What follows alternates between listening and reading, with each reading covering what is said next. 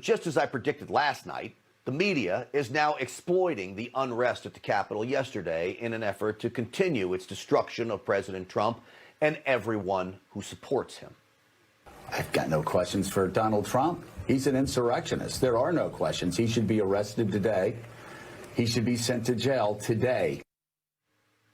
Well, that, of course, is Joe Scarborough, ignoring the fact that the president called for peace over and over again.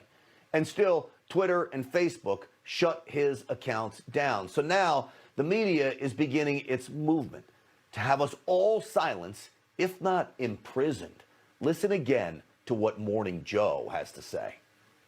And if Donald Trump Jr., Rudy Giuliani, and Donald Trump are not arrested today for insurrection and taken to jail and booked.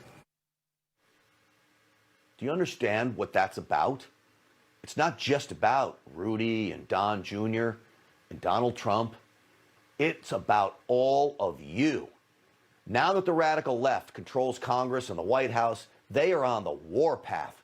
Look at this tweet from the political director at ABC. Rick Klein is his name.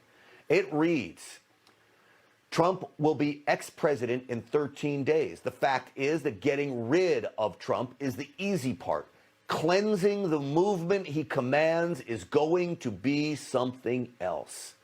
That tweet has since been deleted. But he just declared he wants us all cleansed. That is a frightening call. And it's why I call the left violent. And make no mistake, when they are done with us, who's next? You know they'll go after the cops. They're already going after them. Listen to this. The police reflect back to them. We're with you. You're good. We're not going to hurt you because you're not them.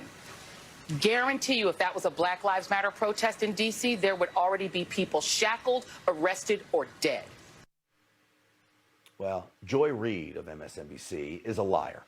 Between the Capitol Police and D.C. Police, they arrested 83 people, and the number is still growing. They handcuffed all of them, shackled, she says. And sadly, one woman is dead, an Air Force veteran, shot by police inside the Capitol. She also happened to be unarmed. But to Joy Reid, deadly force isn't enough, I guess? Should I turn it around, though, on Joy Reid?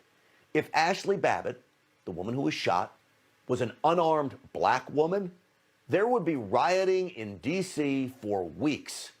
I wish the officer did not use deadly force here, but Babbitt should not have tried to breach the secure area after being warned the officers had guns drawn.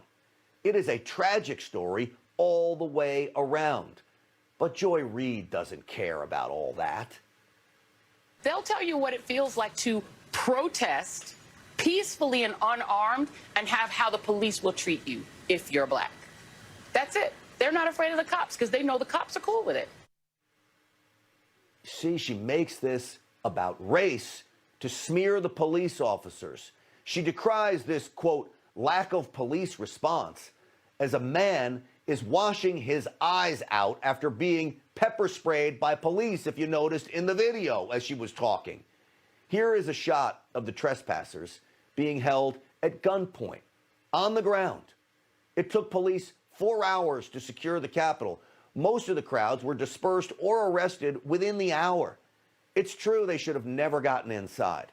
But I will also say the swift action of officers to gain back control with few injuries was actually impressive. And most of the injuries were actually suffered by police, 50 in all. Compare that to Kenosha and Minneapolis and Portland and Seattle, where police on many nights all but disappeared to let rioters have their, quote, space. But CNN doesn't want us talking about that. Stand on what is happening right now. Don't go back to what happened this summer. Again, I think it's apples and oranges. Don't talk about the Black Lives Matter. Don't talk about the protests.